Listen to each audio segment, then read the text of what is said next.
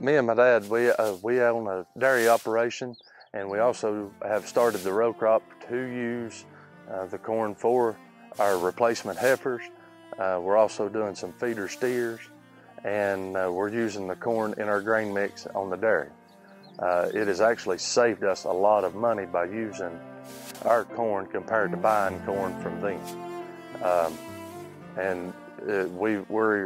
We are grinding it to make it a better profitable corn, and we're grinding it a whole lot finer than the feed companies are, and it's really worked out real good because we're having so much corn here that we can feed our cows, and it's saving a lot of money. What I've done is this field that we're actually in was actually fescue and brome, and I had burnt it down, and I no-tilled with a no-till planter. I no-tilled it, and when we combined the corn, I left the residue. I also went back and planted wheat crop on top of it, and before the next year I sprayed it and killed it and let it fall down, and then I planted through that. And the residue is doing a lot for the moisture.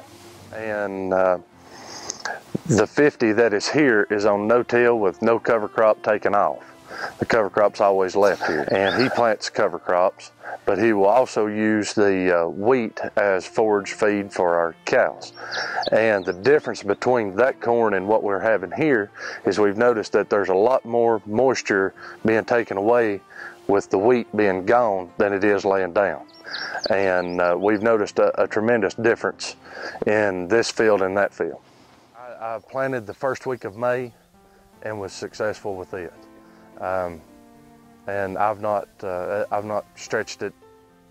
I've not tried to back up any, really.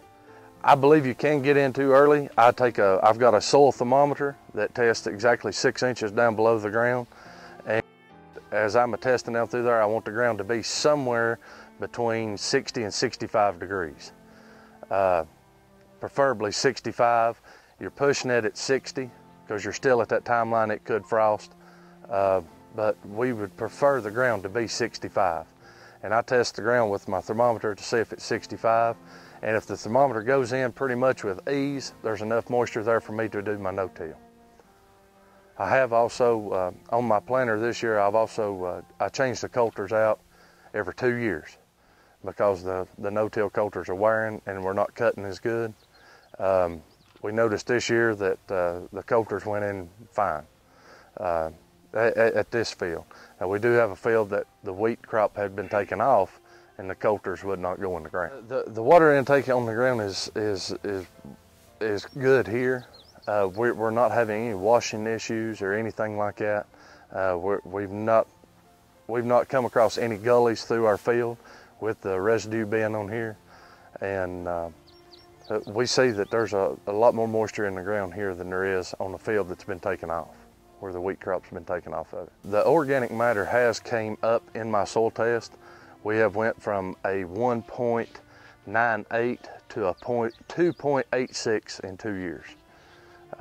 And I'll do another one this year, and I'm expecting it to be much higher. In the conventional till, we was also having a lot of issues with equipment, keeping equipment together, and the main reason is fuel prices.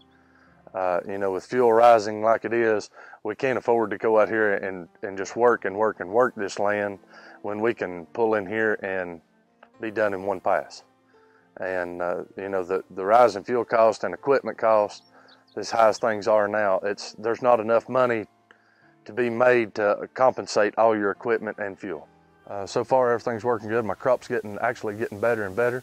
The first year we came here, I had 125 bushel the acre average.